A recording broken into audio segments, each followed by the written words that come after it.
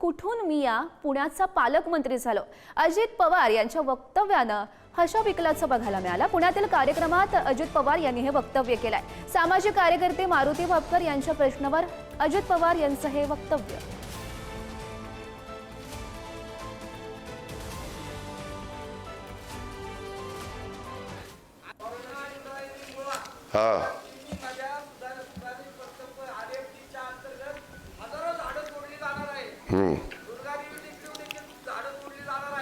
दुर्गा देवीचे कोण झाडं तोडणार आहे?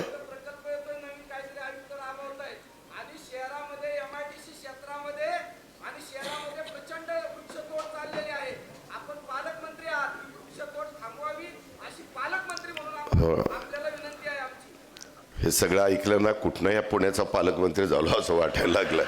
जे ते उठतंय ते मला उपदेशच करायला लागते। सगळा मागता मीच घेतलेला आहे, ह्यांनी नुसतं उपदेश करायचा आहे। ठीक आहे, धन्यवाद।